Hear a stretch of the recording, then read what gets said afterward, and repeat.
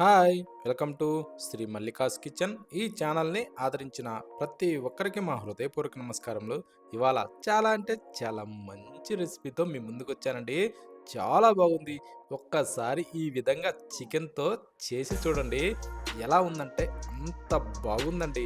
ఒకసారి ఈ విధంగా చికెన్‌తోని ఇలా రోస్ట్ చేస్తే టేస్ట్ మాత్రం సూపర్ అంటే సూపర్‌గా ఉందండి. ప్రతి ఒక్కరూ ఈ విధంగా ఖచ్చితంగా ట్రై చేసి చూడండి. ప్రతి దానిలో కూడా టేస్ట్ చాలా అంటే చాలా బాగుందండి. ఏ విధంగా చేశానో, ఎలా చేయాలో ఒక్కసారి మన కిచెన్‌లోకి వెళ్దామా?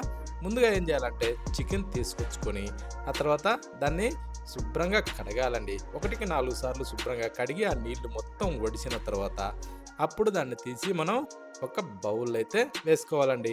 నేనైతే ఒక కిలో దాకా చికెన్ తీసుకున్నా అండి. ఒక కిలో చికెన్ తీసుకొని దాంట్లో కొద్దిగా అంత పసుపు, ఒక 2 టేబుల్ స్పూన్లు కారం వేశా. వేసిన తర్వాత ఇప్పుడేం చేద్దామంటే దీంట్లో మరి కొద్దిగా అంటే ఒక టేబుల్ స్పూన్ మందం అల్లం వెల్లుల్లి పేస్ట్ వేసుకునేసి, ఒక చిన్న ప్యాకెట్ అండి అదొక పెరుగు వేసుకుందాం. అంటే రూ. 10 ప్యాకెట్ ఉంటుంది కదా! అంత మందం సరిపోద్దండి కిలో చికెన్‌కి. ఆ తర్వాత నిమ్మకాయ సగం చెక్కేసుకుంటే సరిపోద్దండి. అంటే రసం వచ్చేది సగం చెక్కేసుకోవచ్చు. లేదా రసం కొంచెం తక్కువ ఉంటే ఒక కాయ వరకు కూడా పిండుకోవచ్చండి. కాపోతే ఏందంటే ఆ గింజలు తీసేసి రసం పిండుకునేసి ఇప్పుడు ఈ చికెన్‌ను మనం ఏం చేద్దామంటే, బాగా ఇలా పిసుకుతూ బాగా కలుపుకోవాలండి. అంటే ప్రతి ఒక్క ముక్కకు గూడక మనం వేసిన ఈ కారము, పసుపు ఇవన్నీ గూడా బాగా పట్టాలండి. అందుకోసమనేసి ఇలా పిసుకుతూ బాగా కలపాలండి. ఈ విధంగా దీన్ని బాగా కలిపి దీన్నేం జేయాలంటే అరగంట సేపుకు తగ్గకుండా అయితే ఊరబెట్టుకోవాలండి. అప్పుడే ఇదేమవుద్దంటే ముక్క మంచి రుసొస్తది. అందుకోసమనేసి అరగంట సేపయితే ఊరనిచ్చుకోవాలి. ఇప్పుడు స్టవ్ ఆన్ చేసి ఒక ప్యాన్ అయితే పెట్టుకునేసి దాంట్లో ఒక 3 టేబుల్ స్పూన్ల వరకైతే ఆయిల్ వేసుకొని కాస్త వేడెక్కాక జీలకర్ర అండి సగం టేబుల్ స్పూన్ వరకు వేసుకునేసి ఆ తర్వాత ఉల్లిపాయ ఒక్కదాన్ని సన్నగా పొడవుగా కట్ చేసి దాంట్లో వేసేసుకోవాలి. ఇది ఎలా అంటే దీన్ని సన్న మంట మీద మంచి ఎర్రగా వేగేదాకా దీన్ని ఫ్రై చేసుకోవాలండి. మంట హైలో పెట్టి మాత్రం వేంచొద్దు. ఇలా కొంచెం మంట మీడియం లేదా లోలో అడ్జస్ట్ చేసుకుంటూ ఇలా ఎర్రగా వేగనిచ్చుకోవాలండి. ఇలా వేగిన దాంట్లో అరగంట సేపు ఊరబెట్టిన ఈ చికెన్నయితే దాంట్లో వేసేసుకుందాం.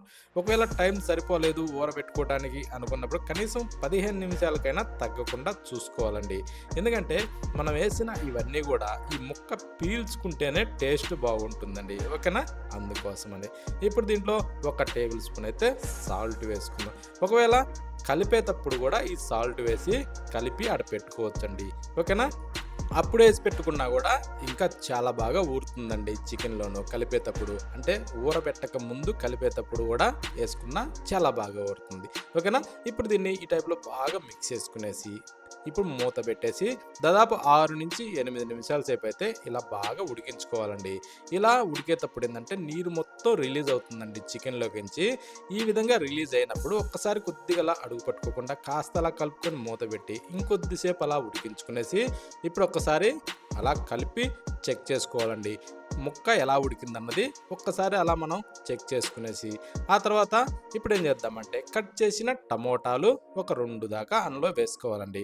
కానీ టమోటాలు మాత్రం ముందే వేయొద్దండి. ముక్క ఉడికిన తర్వాత మాత్రమే టమోటాలు వేసుకోవాలి. వేసిన తర్వాత వాటిని కాస్త మిక్స్ చేసి మూత పెట్టి ఇది కూడా ఒక 2-3 నిమిషాల సేపయితే ఇలా మగ్గించుకోవాలండి. అంటే టమోటాలు మెత్తబడాలి. ఈ టైపు ఇలా మెత్తబడనిచ్చి అంటే ఈ టైప్ ఇలా మెత్తబడ్డ తర్వాత ఇప్పుడు మనం ఏం చేద్దామంటే ఒక్క టేబుల్ స్పూను ధనియాల పొడి, సగం టేబుల్ స్పూను గరం మసాలా వేసుకునేసి ఆ తర్వాత చికెన్ మసాలా పొడి అండి. అది కూడా ఒక టేబుల్ స్పూన్ వరకు వేసుకొని పచ్చిమిరపకాయలు చీరి ఒక 3 దాకా అందులో వేసుకోవాలండి. వేసిన తర్వాత ఇప్పుడు వీటన్నిటిని మనం బాగా కలిపేసుకోవాలి.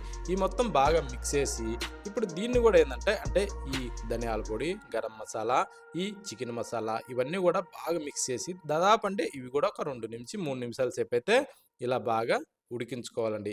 అప్పుడేమవుద్దంటే ఈ మసాలాలు ఈ కూరలో అంటే ఈ ఫ్రైలో బాగా ఇనికి టేస్ట్ చాలా బాగుంటుందండి. ఓకేనా? ఇలా దీన్ని బాగా కలుపుతూ ఈ టైప్‌లో మనం అంటే అందులో ఉన్న ఆ కాస్త నీరు గూడా ఇనికిపోయేదాకా బాగా ఫ్రై చేసుకోవాలండి. దానికి సమయం ఒక 2-3 నిమిషాల సేపు అయితే పడుతుంది.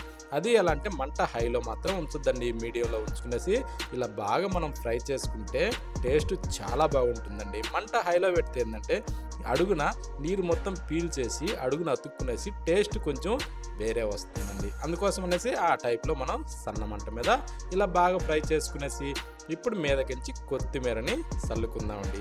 అది కొత్తిమీరను కూడా శుభ్రంగా కడిగి ఆ తర్వాత కట్ చేసి ఇప్పుడు దాని మీద చల్లుకునేసి కాస్త అలా మిక్స్ చేసుకోవాలి.